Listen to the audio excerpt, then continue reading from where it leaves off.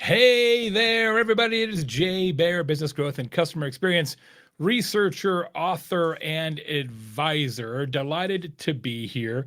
I have been the recipient of quite a bit of advice in my life, and also I have been the propagator of quite a bit of advice in my life. But I think the best advice I've ever received is actually emblazoned on a sign just off camera here. I keep it in my office in my line of sight. My mom gave this to me many, many years ago, right when I started my very first company. And this sign says, "Accept that some days you're the pigeon and some days you are the statue."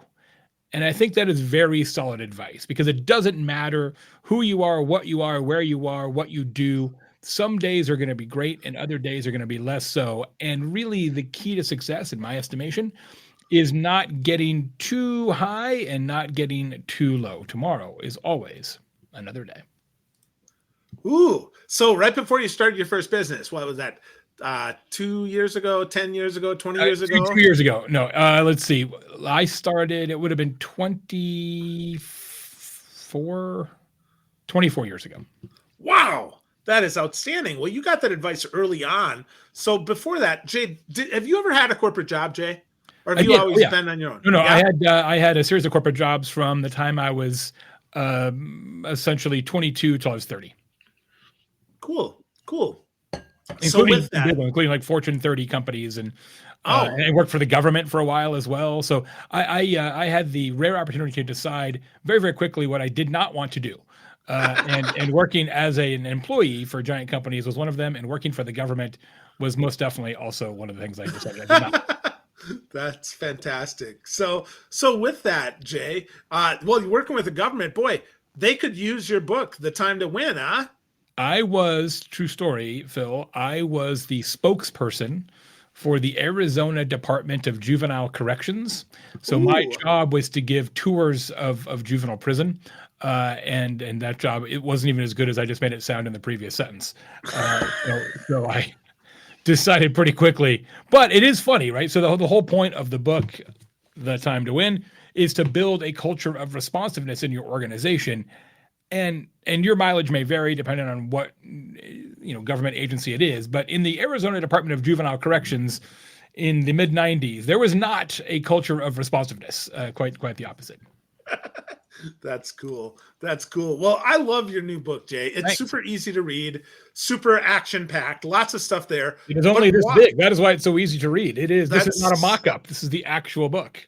Yeah. Well, when I got it, I was like, wow, Jay, you're really asking for a lot here. You're looking for like 38 minutes of my time. Yeah. Which is pretty nice. So with that, let's talk about that. So why would you write this book now, Jay? So here's the thing. My observation coming out of the pandemic, Phil, was that we had all these trends that we were talking about, right? Like great resignation and quiet quitting and people wanting to work from home because they don't want to spend time commuting. Even Major League Baseball this year, as you know, reduced the average length of games by 26 minutes because now there's a pitch clock.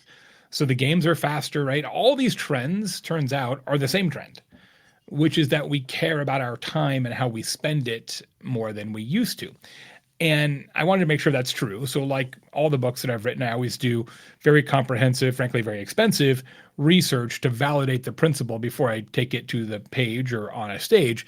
And it is, in fact, true. 63%, almost 66% actually, of customers say that speed is now as important as price. And that wouldn't have been the case in the past. And so if you accept the premise, and there's lots of data in the book to back it up, that customers of all kinds care more about speed, responsiveness than they used to, the question really becomes, if your customers care about time more than ever, do you run your business as if that were the case? And in most circumstances, the answer is no. And that's a huge opportunity. The reason the book is called The Time to Win is that this is an opportunity for any business, and I mean any business whatsoever, to use a culture of responsiveness as a distinct competitive advantage.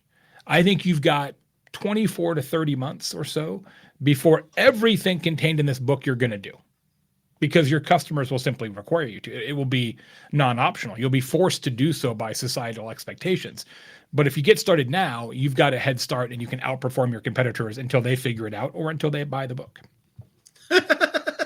Well, I mean, buying the book though and actually doing the work are two different things. So how do we get started? True. Right? How do we get started on the time to win, Jay? Yeah. Because speed is great, and I know about speed, but I want to execute speed. I want to do speed. So how do I get started? Yeah, that's it. And it's funny about the book and why it's so small. I mean, I didn't. That wasn't the written initial plan.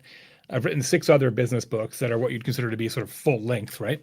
And I started to write this one, and I'm like, wait a second, I can't ask people to spend 5 or 6 hours reading a business book about speed. I'm like, this is the exact opposite advice, right? So I'm like, okay, let's write a very short book that you can read in 45 minutes, and then maybe people will actually read it instead of just skim it, and they do. People love it. And because it's so small, it's only like $9 on Amazon, so it's a bargain at 3 times the price. The most important thing you can do first, well, let me back up. The -1 step, the thing you have to do actually first, is to understand that this will actually make you money, right? The data is very clear on this. If you have a culture of responsiveness, not only will you get more customers, but you'll keep more of the customers that you have already earned. And that's because we live in an era where we interpret responsiveness as respect. And so your customers want to feel respected by you. And if you are faster, they feel more respected, therefore they give you more money. So that's the first thing, is to just understand that this isn't just like, hey, this would be a cool idea. This would be fun to do. Like, if you do this, it will literally make you money. And your competition probably won't do it because they think they're already fast enough.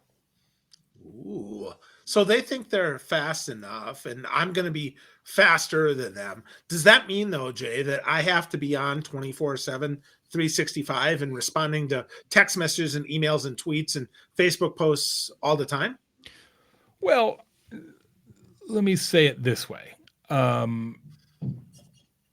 Maybe. And if doing so literally makes you more money, what's the problem with that?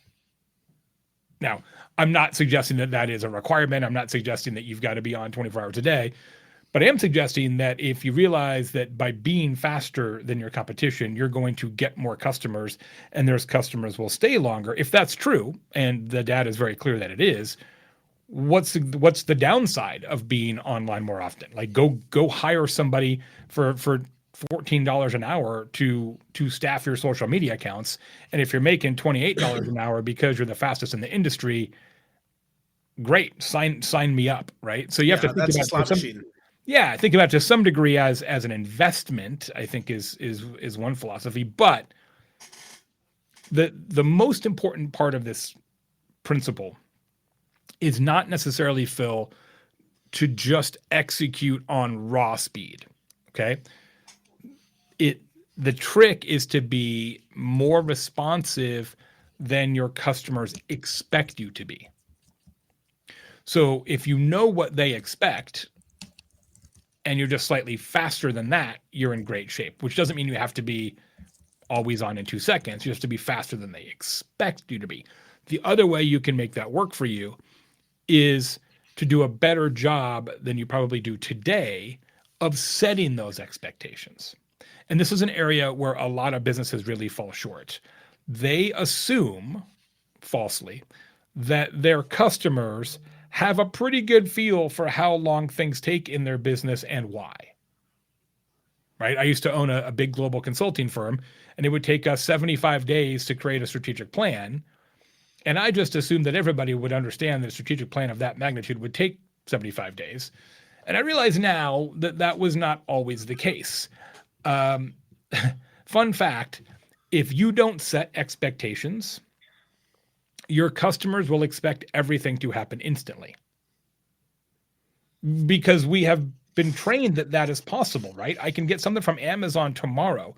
I can pick up my phone and press one button and I can get a car, I can get a cheeseburger, I can get insurance, I can get sex, I can get a lot of things instantaneously. So why would it take you 75 days again? So one of the best ways you can run this opportunity is to just be more proactive and informative about how long things take in your business and why. Because if you set the expectation it then becomes easier to exceed the expectation. But if you give them no expectation, they're going to think it's going to be tomorrow, and you're going to set yourself up to be disappointing them. Wow. Wow. I need to do a better job of that with my wife, Jay, because like 100%. No, I'm not. I mean, I know you're. No. I know that. I mean, that's literally true. And your kids and every. Yep. Yeah. Yeah. Yeah. So, okay. So we set a better expectation. Yep. We over deliver a little bit. Now, Yep. who expects this the most? Is there a generation that we really need to be aware of that's really expecting this? So a couple things on that. So we did a lot of research on cohorts. Men, this will be such a surprise. Men are slightly less patient than women. Shocking. It's a big finding. It's a big finding. The other thing that blew me away is we asked all the different generational cohorts about patience, sort of about how long they would wait to get an answer back from a company if they had a question, et cetera, et cetera. And it turned out the most patient generation, the generation willing to give businesses a little extra grace in response time, Gen Z. How is that? Surprised me too. Because I've got 2 Gen Zs in my own home, and I don't think of them as being particularly patient. And of course, they were raised with phones and all that kind of thing. Huh. I think, and we didn't ask it this way, and I wish we would have now, but I didn't expect the result. I think it's because that generation may not have as many leases on their time yet, probably don't have kids of their own, may not have a super busy job, may not be involved in as many clubs, organizations, and activities, right? So they may not feel the same kind of time pressure that people in our age group feel. And some of that starts to make sense when you look at what is the least patient generation. Baby boomers. Is that us? Oh, no, boomers! Baby boomers.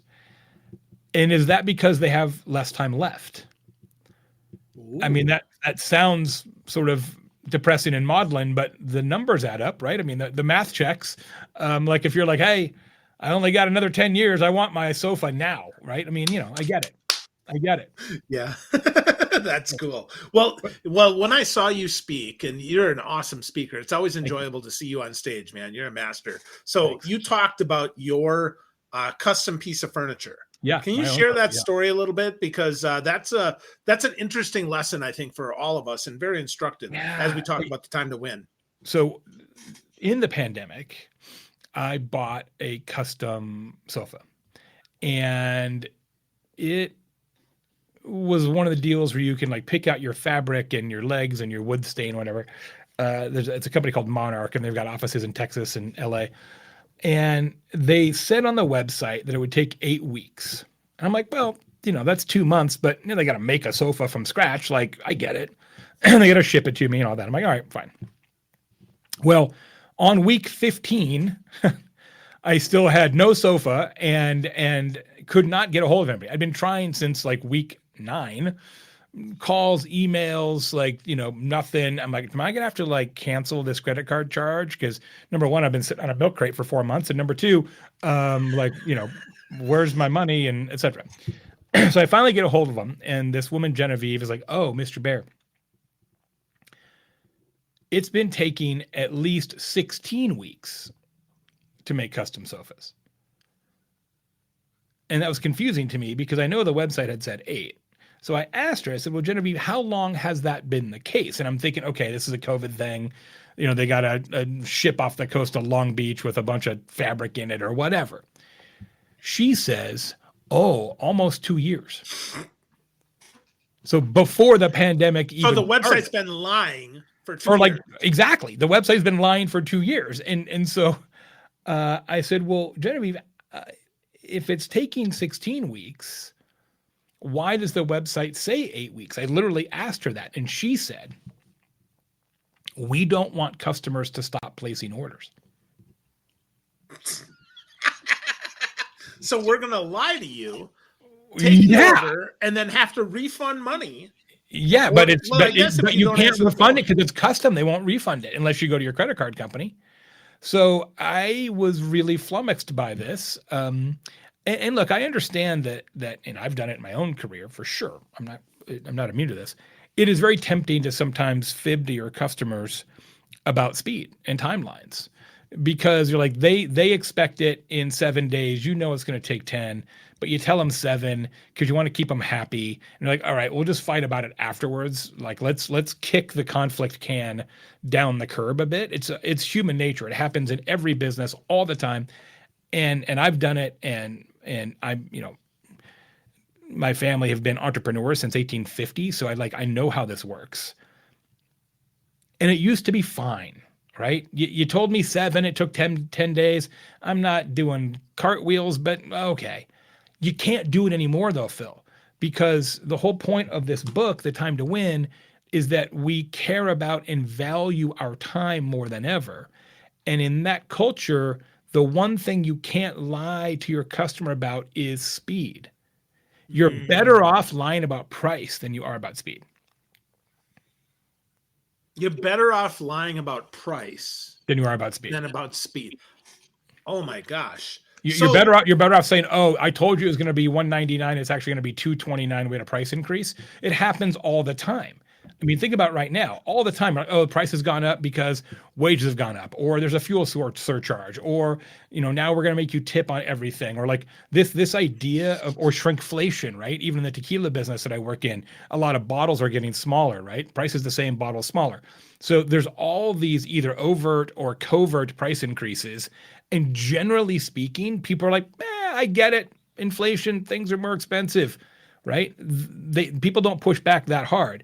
But if you tell them now that it's going to be 8 weeks and it's going to be 16, they're ready to burn your place to the ground. So don't lie about speed anymore. that's too funny. That's too funny. Well, you mentioned tequila, Jay. I want to talk to you a little bit about that and how that relates to speed, because Yeah. I think, at the bar, right? We go to the Mhm. bar, and you and I, we've been to the same NSA event for years. Mhm. We go up, they have one bartender, and it takes us 30 minutes to get a drink.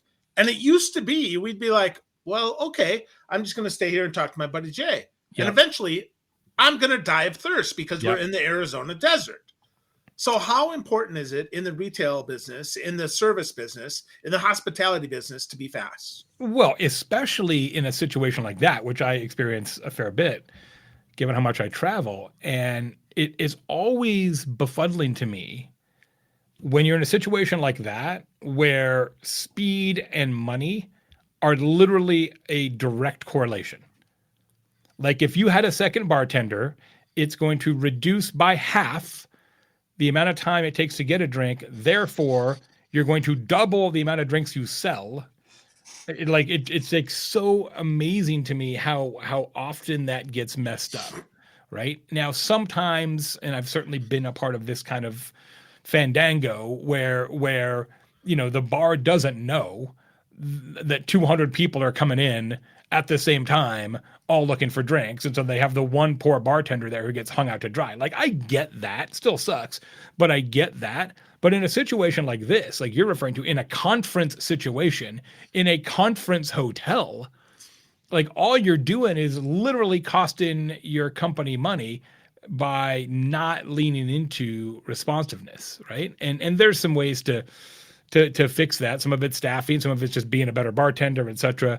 But look, everybody tuning in has heard the phrase "time is money," right? It's been around for, I don't know. I should actually do some research on that and see when that phrase was invented. It's been around a long time. I know that. But it's weird that it's been around so long because it wasn't actually true. It is true now. The book proves it. I've got the research. I've got the receipts, right? Time is literally money. If you are faster than your customers expect, they will give you more money and they will stay with you longer, period. Wow. So other than not being aware of this, not going to thetimetowin.com to get a copy of this, other than not buying it on Amazon, why would organizations resist this, Jay? 2 reasons. One, they think they're fast enough. Um, Two, they feel like they don't have the resources in house to be faster. You kind of nodded to that earlier. To which I say, you may not have all the resources necessary to lean into this, but if those resources then create ROI in the back end, like what are you resisting, right? And then the third is that in many cases, when you're not fast enough, there's no signal for that. Right. So I'll give you an example. I think you heard me talk about this one. So I got this house painted a little while ago, and I got 3 bids, as you do.